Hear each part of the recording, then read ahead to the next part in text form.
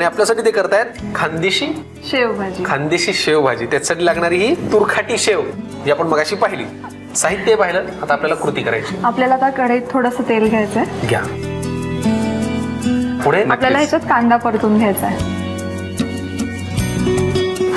ह्या भाजीचं असं वैशिष्ट्य सांगता येईल की आता आपल्याला ह्याच्यात कांदा परतून घ्यायचा आहे. त्याच्यानंतर खोबरं किसलेलं आणि खडा मसाला हे परतून घ्यायचं. म्हणजे परत परत परत ना आहेच. बरोबर. आधी आता कांदा परतून, पुढे काय करायचंय? आता कांदा परतून घेतल्यानंतर आपल्याला खोबरं आणि खडा मसाला नाही, आपल्याला वेगळं करायचं. ठीक आहे, चला मग हा परतलेला कांदा आपण काढून ठेवूयात आणि मग पुढच्या कृतीकडे बोलूया. कांदा आपण परतून घेतला, पुढे काय करायचं? कांदा परतून घेतलाय. आपल्याला याचप्रमाणे खोबरं आणि खडा मसाला तो पण तसंच तेलावर परतून घ्यायचा. सुकं खोबरं किसलेलं. ह्याच्याऐवजी आपण ओलं नारळ पण ह्याच्यासाठी वापरू शकतो. आपण खोबरं तर लालसर परतून घेतलंय. हे आता आपण एका बाउल मध्ये काढून घेऊया.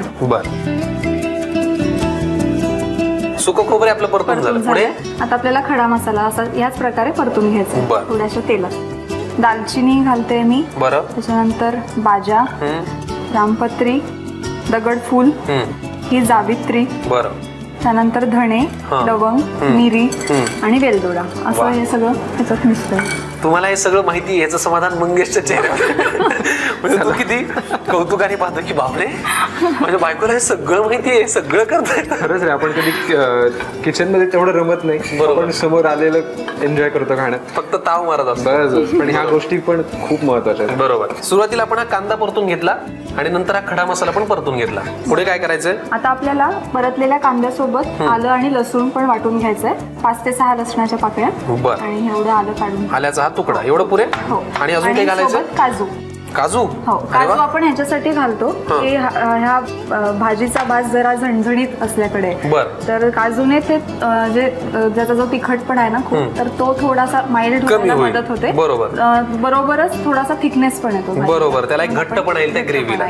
चला मग हे दोन्ही वाटणं आपण तयार करूयात आणि मग पुढच्या कृतीकडे बोलूया. आपल्या हातात ही 2-2 वाटणं आहेत. बरोबर. आता काय करायचंय? ही दोन्ही वाटण आपल्याला आता एकत्र वाटून घ्यायची आणि परतायची. आपण हे याच्यासाठी करतोय की ते सगळे मसाले एकजीव व्हावे आणि त्याचा एक घट्टपणा, तो अरोमा त्या भाजीला यावा. वा वा. थोडक्यात मंगेशचा सूर आणि तुमची दाद जसं एकजीव आहे तसं हे एकजीव होण्यासाठी आपल्याला एक काम करायचंय, एकत्र करून परत वाटून घ्यायचंय आणि मग आपण पुढच्या कृतीकडे बोलूया. पुढे काय करायचंय? आपल्याला आता कढईत थोडंसं तेल गरम करायला ठेवायचंय आणि हा वाटलेला मसाला त्याच्यात परतून घ्यायचा. घ्या. आता हे परतून झालेलं आहे आणि आता आपल्याला ह्याच्यामध्येच 2 चमचे तिखट घालायचंय. आपण तिखटाचं प्रमाण कमी जास्त करू शकतो. मी आता तेच विचारणार होतो, कारण आधी आपण खडा मसाला घातलाय, आता तिखट. आता आपण भाजीला फोडणी करून घ्यायची आणि हा म्हणजे शेवभाजीची प्रोसिजर पुढे न्यायची आहे. चला, हरकत नाही. आपण हा मसाला परतून घेतलेला आहे. लगेचच आपण बोलूयात पुढच्या कृतीकडे. चला, मसाला पण आपण परतून घेतलेला आहे. आता आपल्याला पुढे फोडणी करायची असं तुम्ही म्हणाला होता. थोडं तेल आपण घेतलंय कढईत. आपण आता त्याच्यामध्ये मोहरी घालूया. घ्या. थोडीशी हळद. पुढे काय लागणार आहे? मसाला जो आपण परतून घेतलेला मसाला घ्या. आणि मला वाटतं हा त्या भाजीचा अर्क आहे सगळा, हा मसाला म्हणजे. हा मसाला आता आपण घातला. पुढे घ्यायचंय. आता आपल्याला त्याच्यात उकळलेलं पाणी घालायचंय त्यासाठी. पुढे